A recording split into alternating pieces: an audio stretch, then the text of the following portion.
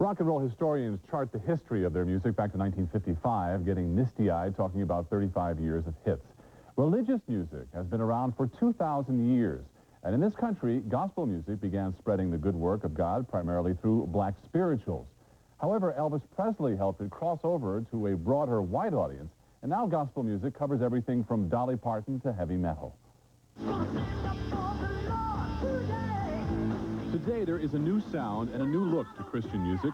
Last year, over $500 million was spent on recordings in this fast-growing segment of the music industry. Many popular music stars like Dolly Parton are crossing over into gospel music. I think there's a great trend in peace and love and people's attention toward God, and I think gospel music is really going to become a greater music than it's ever been in the next few years, and I hope to be part of it.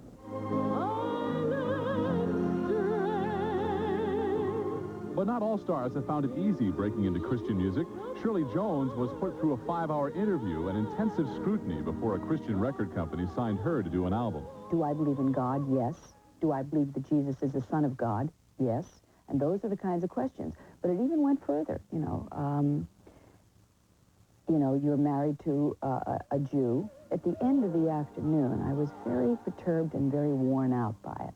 And frankly, wasn't sure that I wanted to do the album.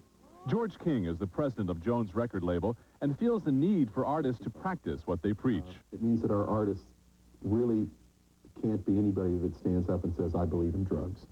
I believe in abortion. They can't say those things. They can't believe those things because it goes against what the gospel says. I can feel his hand in mine. The roots of today's contemporary Christian music were planted by Elvis Presley. His only Grammy Awards are for his gospel recordings. His friend, J.D. Sumner, remembers the King's special feeling for gospel music. One way he had of worshiping was by him singing gospel music. Elvis couldn't go to church because he would completely destroy a service to go to church. Amy Grant has had hit records on both the Christian and pop charts. Her look and sound appeals to a young, hip audience.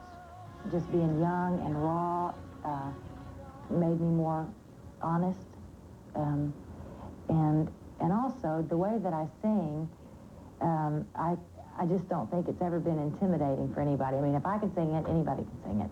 Michael W. Smith is considered Christian music's heartthrob. He credits his faith with helping him overcome a bout with drugs.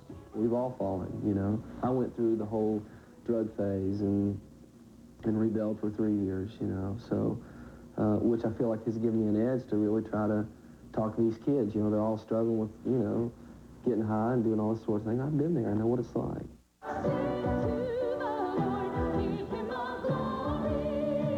Sandy Patty has 1 platinum and 6 gold records, an accomplishment most recording artists would certainly envy. She believes that her success stems from the religious message in her music. The songs that I sing aren't just because there's a good hook or just because there's a great line, but it is because I believe it with my whole heart. This sad footnote to that story, many of those awards you just saw, won over the years by gospel singer Sandy Patty, have been destroyed by fire. Patty's office in Anderson, Indiana was swept by flames only yesterday. On our Inside Story tomorrow, Sunday is Earth Day, a serious cause, but humor helps put it across. I'm doing what I can as a human being. This tie was recycled. For instance, it was worn by somebody else. Hollywood and Earth Day, the Inside Story tomorrow on Entertainment Tonight. Coming up next, Donald Trump lashes out at the press over coverage of his marital woes. And later, they brought you your show of shows. Now, Sid Caesar and Imogene Coca are together in a new show, and you'll see it here first.